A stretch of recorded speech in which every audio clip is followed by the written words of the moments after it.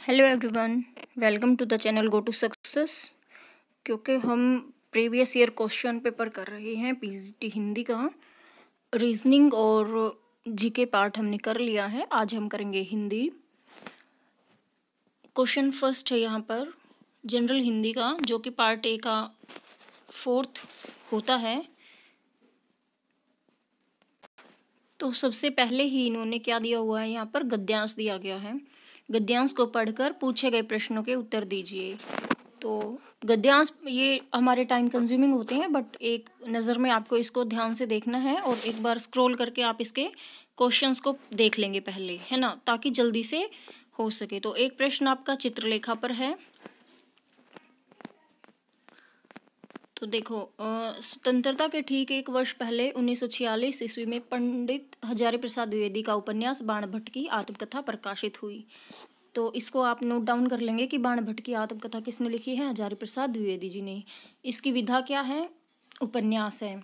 इस उपन्यास में क्या बताया गया है कि ऐतिहासिकता को सुरक्षित रखते हुए आधुनिक विचारों को समो दिया गया है। बाणभट्ट की आत्मकथा में हर्षकालीन उत्तर भारत का सांस्कृतिक जीवन अत्यंत सजीव तौर पर चित्रित है। उसी सांस्कृतिक जीवन में सामाजिक विषमता और व्यक्ति की निजी पीड़ा को संवेदनशीलता और कौशल के साथ गूंथ दिया गया है। यह उपन्यास सांस्कृतिक भी है, ऐतिहासिक भी है, सामाजिक भी है और दारुण निजी व्यथा का मार्मिकता को उभारने वाला भी। यानी कि यहाँ पर सामाजिक, ऐतिहासिक, सांस्कृतिक और निजी व्यथा की सभी बातें हुई हैं।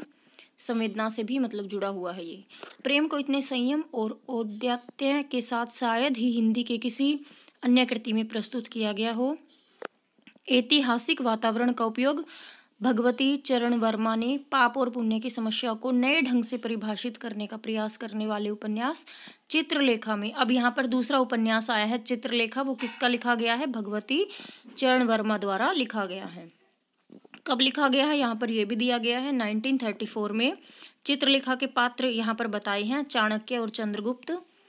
ठीक है, तो यहाँ पे पूछा भी जा सकता है कि चाणक्य और चंद्रगुप्त किस उपन्यास के पात्र रहे हैं और कैसे रहे। ऐतिहासिक होने के साथ साथ मुख्य कथा के प्रसंग से दूर ही रहते हैं। इसमें भोग को सर्वथा अनैतिक और त्याग को सर्वथा नैतिक नहीं माना गया है। वर्मा जी ने 1936 ईस्वी में एक अन्य उपन्यास 3 वर्ष लिखा जो सामाजिक है। अब एक तीसरा उपन्यास आया 3 वर्ष, यानी कि यहाँ पर 3 उपन्यास की बात हुई, चित्रलेखा, बाणभट्ट की आत्मकथा और 3 वर्ष। तो पहला ही प्रश्न आ गया ना, चित्रलेखा किसका उपन्यास है, भगवती चरण वर्मा का। ठीक है, नेक्स्ट पे फिर आपको दोबारा से कॉम्प्रिहेंशन ऐसे ही मिलेगा, लेकिन आप पढ़ चुके हैं पहले ही, तो मेन पॉइंट आपको दिख ही जाएंगे। फिर बाणभट्ट की आत्मकथा क्या है, ये हम पढ़ चुके हैं, एक उपन्यास है। उसके बाद आपका थर्ड जो क्वेश्चन है, बाणभट्ट की आत्मकथा में किसका चित्रण है, तो हर्षकालीन भारत का। ये यहाँ पर आप देख सकते हो, हर्षकालीन उत्तर भारत का सांस्कृतिक जीवन है ना, तो हर्षकालीन उत्तर भारत का यहाँ पर चित्रण किया गया है।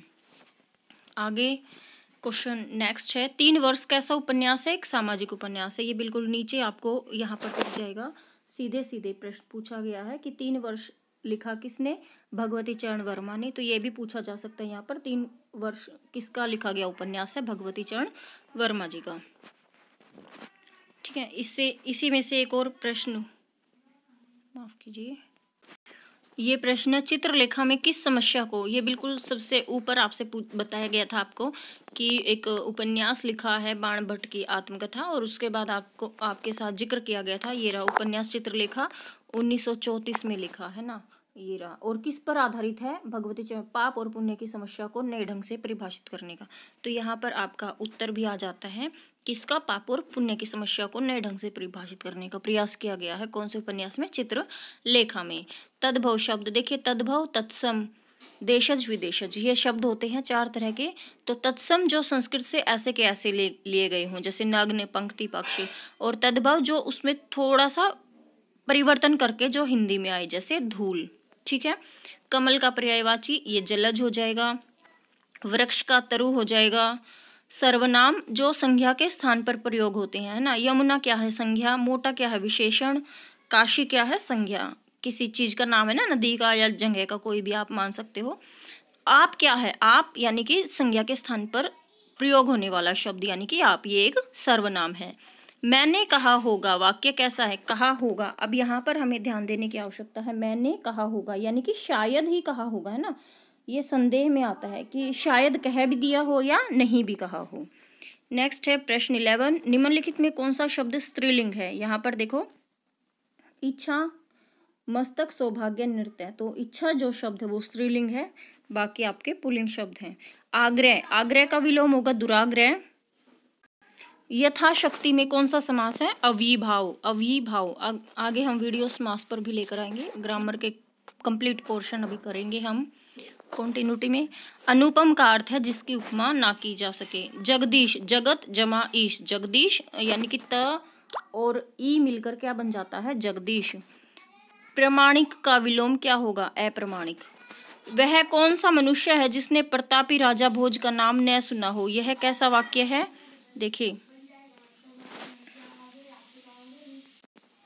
तो यहाँ पर 3 तरह के वाक्य होते हैं। सरल वाक्य जो सीधे एक ही वाक्य में आ जाते हैं, उसके बाद आपके संयुक्त वाक्य, और उसके बाद आपके मिश्र वाक्य। तो ये यहाँ पर देखिए, ये एक सरल वाक्य हो जाता है, वह कौन सा मनुष्य है।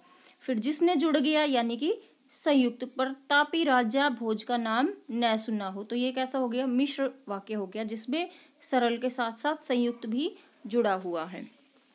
आगे चलते हैं। बिजली का पर्यायवाची नहीं है। बिजली का पर्यायवाची कौन सा शब्द नहीं है, नारी नहीं है, जो कि स्त्री होता है। ठीक है, नारी, स्त्री, औरत, ये अलग पर्यायवाची होते हैं। चपला, चंचला और विद्युत, ये आपका बिजली के पर्यायवाची शब्द हैं। क्वेश्चन नंबर 19, तत्सम शब्द। देखिए, तत्सम तद्भव से एक और दूसरा प्रश्न भी आया है। तत्सम शब्द कौन सा है, ठीक है। चित्रकार, यहाँ पर तत्सम शब्द है। मैंने 1 वर्ष तक उनकी प्रतीक्षा, देखिए आप खुद ही पढ़ोगे तो आपको पता चल जाएगा कहाँ पर गड़बड़ है। मैंने 1 वर्ष तक उनकी प्रतीक्षा देखी, देखी नहीं होगा, यहाँ पर की होगा, है ना। मैंने 1 वर्ष तक उनकी प्रतीक्षा की। इस वाक्य में अशुद्ध अंश कौन सा है, यही है ना, प्रतीक्षा देखी। तो ये आपका सही आंसर होगा। Thank you so much. आज के वीडियो में इतना ही।